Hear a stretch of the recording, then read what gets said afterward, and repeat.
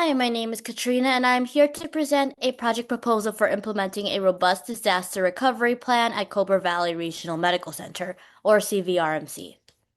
The problem statement is as follows. CVRMC lacks a fully developed disaster recovery plan, leaving critical health information systems vulnerable to extended downtime during system failures or cybersecurity attacks.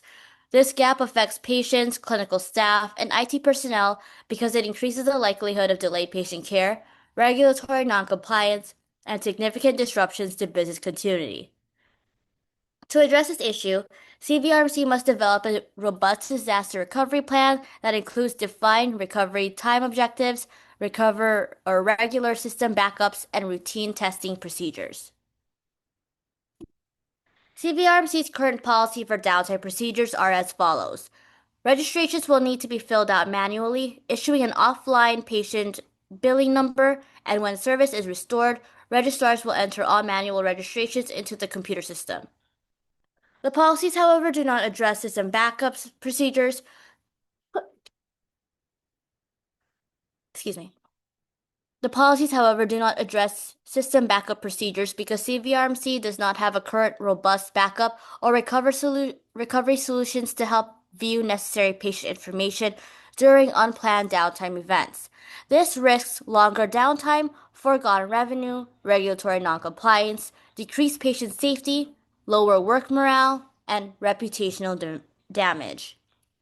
Furthermore, CVRMC has previously fallen victim to system failures and cybersecurity attacks, both of which have compromised access to information systems. In one occurrence, there was a power outage that caused the system to fail. This took several hours to resolve and caused difficulties in every department. In another occurrence, CVRMC experienced a cybersecurity attack. This predisposed data to encryption, corruption, and theft, thus jeopardizing the security of patient information. Evidently, preliminary risk assessment showed that the organization currently does not have a standardized framework in place to effectively manage system recovery during and following unexpected downtime events. This shows that there is a business need for a robust disaster recovery plan. Implementing a robust disaster recovery plan will combat these issues by providing proactive risk management and accelerating system recovery, thus achieving the organizational objectives of maintaining patient safety, data security, and business continuity. A business impact analysis, or BIA, evaluates the potential outcomes of interrupting business operations so that consequences can be predicted and rectified.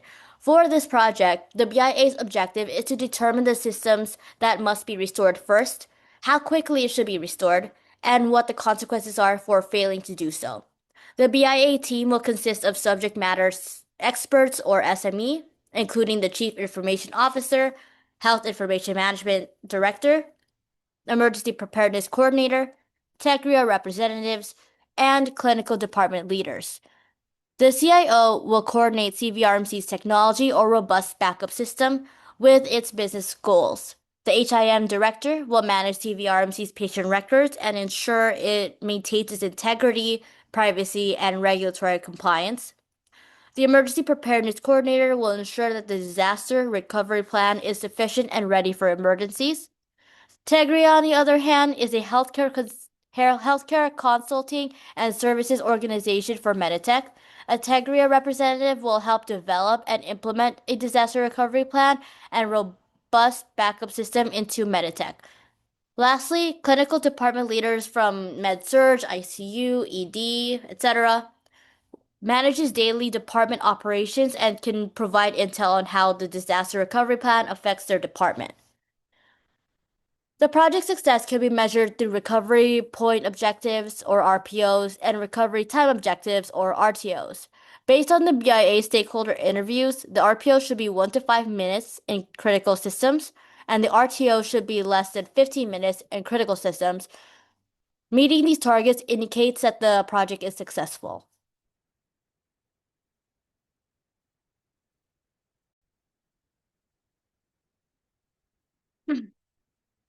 In this project proposal, a comprehensive disaster recovery plan for CVRMC will be developed so that it may back up data and recover critical information systems, including Meditech EHR, and ancillary clinical systems such as picture archiving and communication systems, pharmacy information systems, and laboratory information systems. The project parameter focuses on planning, developing, and testing the readiness of the disaster recovery plan. The project scope would include conducting a business impact analysis and risk assessment to analyze potential threats and its ramifications on the organization, labeling data as critical, important, and unimportant so clinical systems can be restored in a reasonable order. Critical data are those that are required to resume normal business operations. Important data are those that have an impact on normal business operations and are used at least once daily. Unimportant data are those that are not often used and are not crucial for normal business operations. Other in scope, other things that would be in scope for the project is identifying the frequency in which data is backed up and the retention period for the backup data, establishing who is included in the disaster recovery management teams and their responsibilities during an unplanned event, developing disaster recovery policies and procedures, and testing disaster recovery plan to ensure it is operational and meets objectives. The project scope, however, does not include replacing or upgrading the current EHR or ancillary clinical systems. The project is restricted to these parameters so that an achievable goal can be met within a given time frame and with a given resources. Deliverables are defined as tangible or intangible items that are created to measure a project's progress and quality. For this project, high-level deliverables would include a formal disaster recovery plan document, a business impact analysis report, and prioritization matrix. A formal disaster recovery plan document outlines how to efficiently recover from an unexpected event. A BIA analyzes the potential outcomes of interrupting business operations so that consequences can be predicted and rectified. A prioritization matrix evaluates a task level of urgency, importance, impact, and effort so that the highest and lowest priority items can be identified. These are all considered high-level deliverables because each item is a comprehensive outline, analysis, and tool that needs to be presented to stakeholders to advance the project, rather than small actionable tasks. The project's objectives will be successful by achieving 4 outcomes. First, the disaster recovery plan and high-level deliverables are formally reviewed and approved by the executive leaders and stakeholders by the conclusion of the project's timeframe, which is week 16. Second, the project is completed within the given 16-week timeframe and stayed within the budget of $10,000 to $50,000 annually. Third, RTO and RPO targets have been achieved by week 14. And fourth, stakeholder responsibilities and disaster recovery plan expectations are well defined.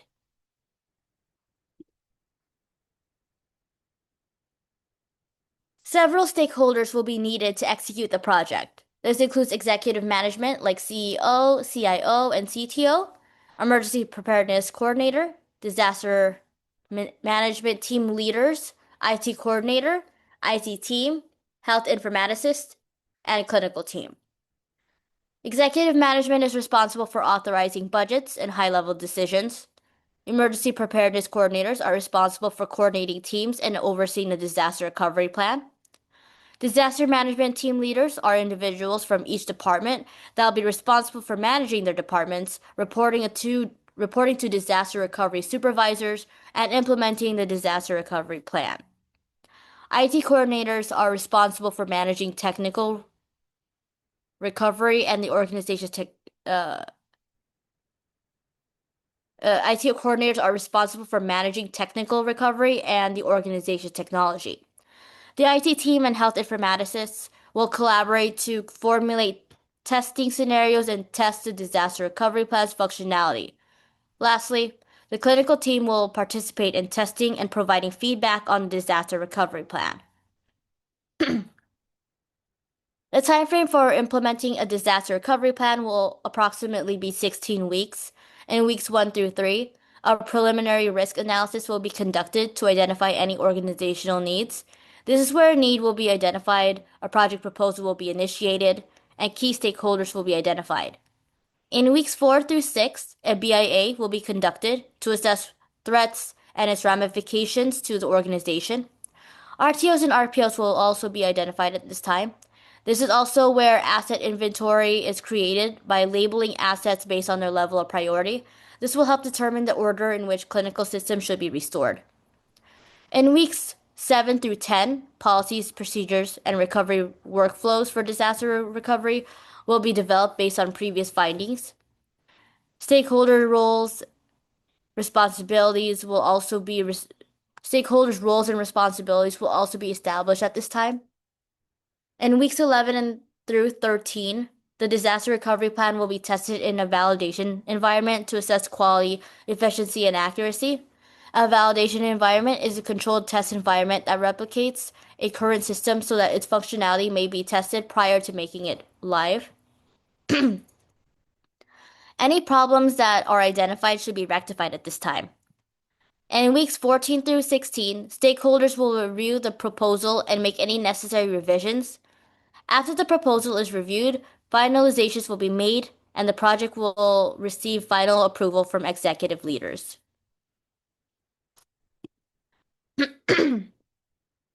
The project will need the project will need the stakeholders that were previously mentioned to execute tasks and cybersecurity tools like firewall and encryption to protect patient information.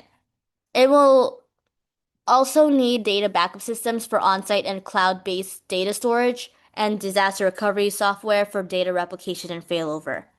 Because CVRMC is a smaller facility with only 25 beds, the budget for the disaster recovery plan will approximate between $10,000 to $50,000 annually. Limitations and constraints for this project would include a fixed time frame of 16 weeks and limited resources, including budget and stakeholders. It's important to consider the constraints for a project to ensure that the project is realistic and feasible. It allows an organization to properly prioritize critical tasks and properly allocate limited resources. A system development lifecycle, or SDLC, consists of 7 stages: planning, analysis, design, implementation, testing, and maintenance. This methodology was used to guide the project plan. In the planning phase, a preliminary risk assessment was conducted to identify a business need and initiate the project planning. In analysis,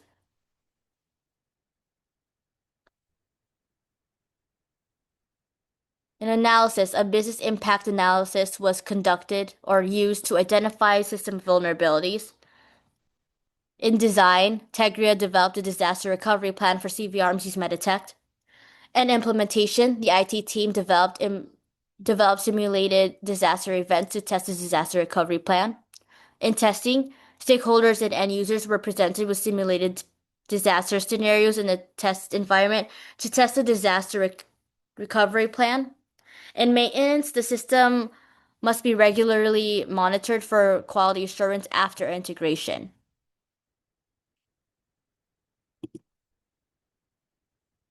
The purpose of testing scenario for the disaster recovery plan is to validate that the critical clinical systems can be restored within the defined recovery time objective and recovery point objective.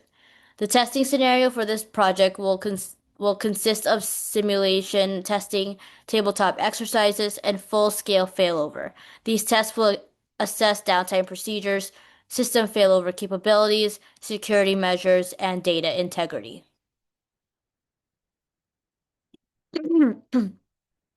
First, key stakeholders must be informed and looped into the project plan and upcoming testing scenario.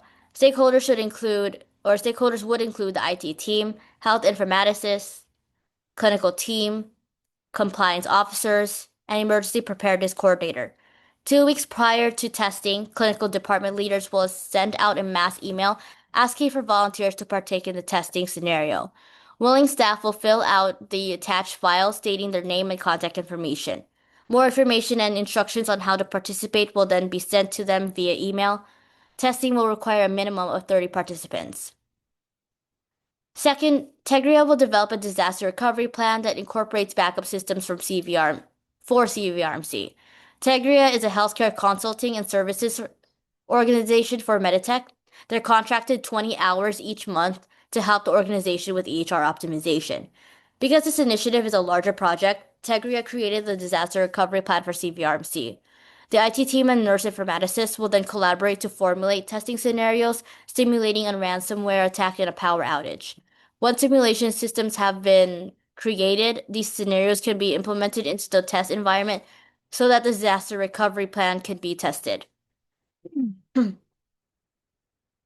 Third, the executive team, information technology director, and the emergency preparedness coordinator must collaborate to formulate policies and procedures for the disaster recovery plan. CVRMC's policies should have detailed instructions on how to proceed during a disaster event. If a computer interruption or failure were to occur, hospital personnel must notify the information technology director immediately. The information technology director must then report the information or the event to Meditech support system.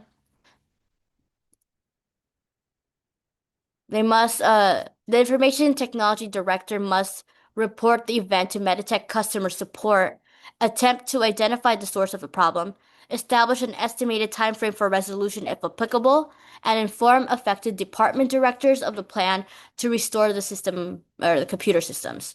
Failover architecture will detect the downtime event, trigger failover, and automatically switch to the backup system.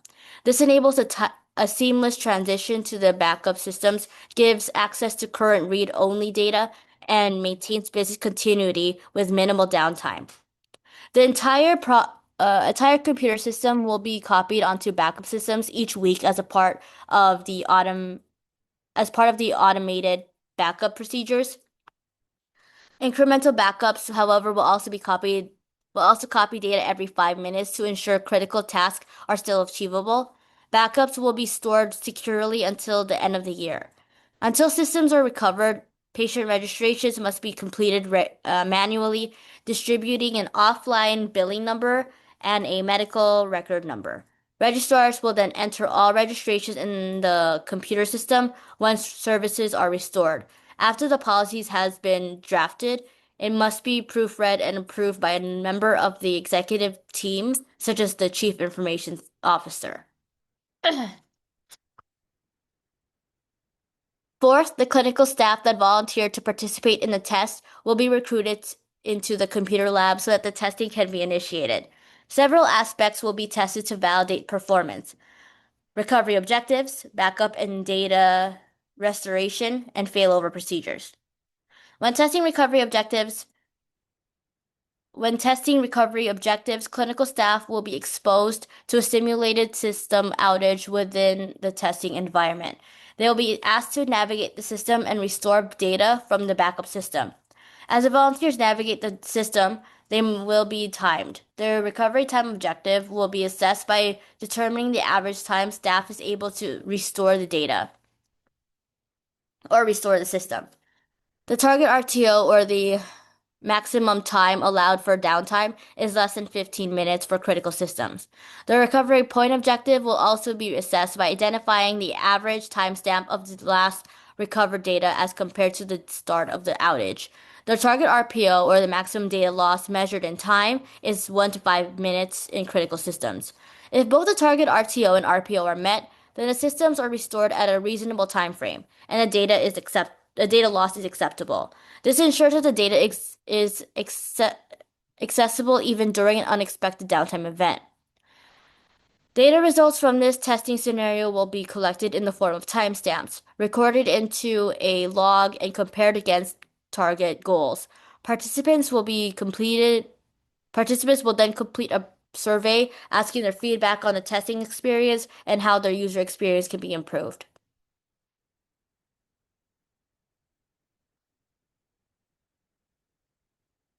As mentioned previously, the target RTO should be less than 15 minutes and the target RPO should be less than 15 minutes. If both the target RTO and RPO are met, then the systems are restored at a reasonable time frame and the data loss is acceptable. This ensures that the data is accessible even during an unexpected downtime event. These test results are collected in the form of timestamps recorded into a log compared against target goals so that discrepancies can be identified. When testing backup and data restoration, the IT team will conduct several tests, including full backup restoration testing and incremental restoration testing. Both tests will compare the current data set against the backed up data set to assess for any inconsistencies. Full backup restoration testing will require the restoration of data sets within the test environment. It will assess whether all files are being restored and all applications are functioning appropriately. This test will validate that the entire dataset is recoverable.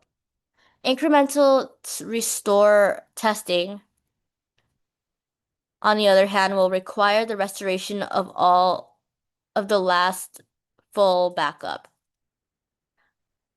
Incremental backups will be applied. It will directly assess the RPO by evaluating whether the data is reflecting the latest update. This test will validate that the recent changes to the dataset are recoverable.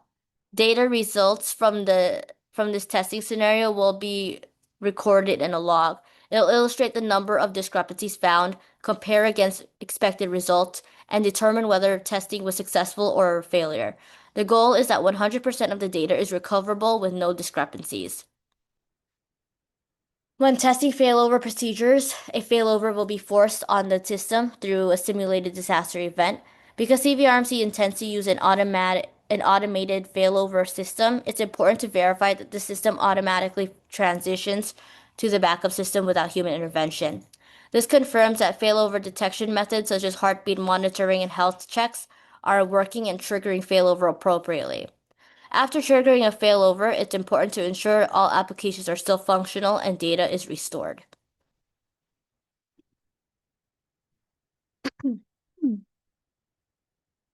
If testing unveils deficiencies in the disaster recovery plan, some mitigation strategies can be implemented to combat these issues. A root cause analysis must be conducted first to identify areas for improvement. Failed RTO testing may require updated infrastructures and redundant servers.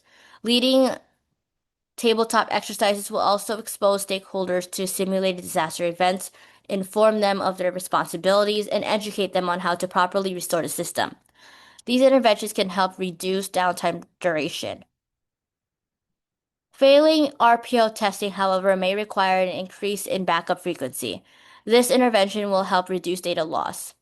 Failing backup and data restoration may require improved backup monitoring and alerts so that failed backups can immediately be identified and early intervention can be implemented. Failing failover procedures may require a change in failover strategies. CVRMC intends to utilize the warm standby strategy because it provides moderate recovery time with reasonable costs. It keeps this backup system partially running. Testing failure, however, may require a switch to hot standby strategies.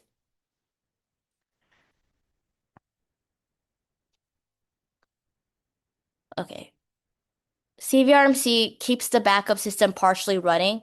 Testing failure, however, may require a switch to hot standby strategies. Hot standby strategies are the most expensive, but it keeps backup systems synchronized with the primary system in real time and has nearly no downtime. Project managers are responsible for coordinating communication and ensuring that stakeholders remain informed throughout the project. These are different communication channels, or there are different communication channels and tools that can be utilized to deliver information, such as emails, team meetings, staff training, and performance reporting. Performance reporting involves measuring, evaluating, and communicating a project's progress. It identifies whether the project's performance is meeting the organization's objectives. This is this is accomplished by comparing actual progress against planned milestones. The executive team ensures that the project's outcomes aligns with the organization's long-term objectives. To achieve this, they need information on the project status, risks, timeline, and final outcome. The IT team develops, implements, and maintains a disaster recovery plan. They would need information on technical requirements and results from testing scenarios. The clinical staff partakes in testing scenarios and provides feedback to strengthen the disaster recovery plan. They would need information to downtime procedures and training material. Regular updates should always be communicated, especially when it involves milestone completion. Testing outcomes and incident reports requiring immediate attention. This keeps everyone informed and minimizes ambiguity.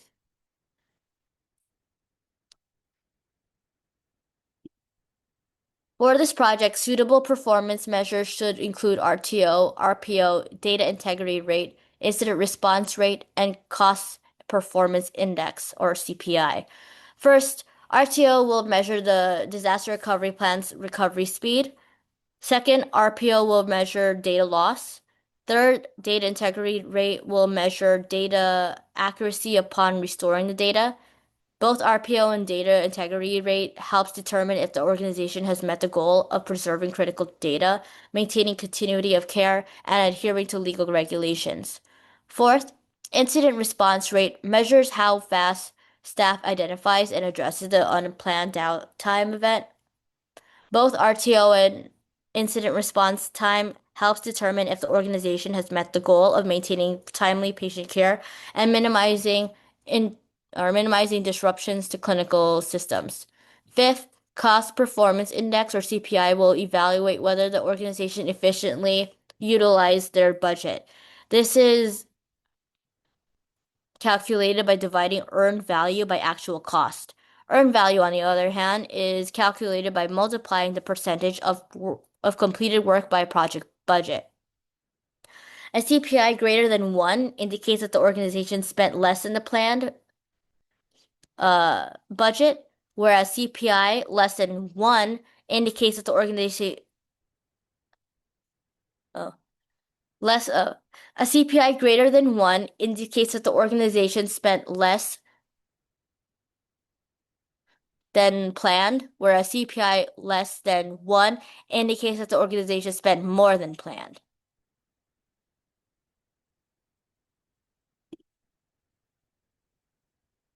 To effectively manage a project, strategies for planning, budgeting, and communicating the project plan to stakeholder is essential.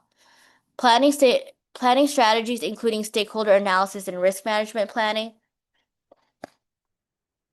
Planning strategies include stakeholder analysis and risk management planning. Stakeholder analysis identifies all stakeholders and their needs, roles, and influence on the project. It helps consider stakeholders' needs early so that appropriate interventions can be made in the project. This can help build trust, improve morale in the work environment, and prevent staff resistance to change. Risk environment planning identifies potential risks and their effect on the project.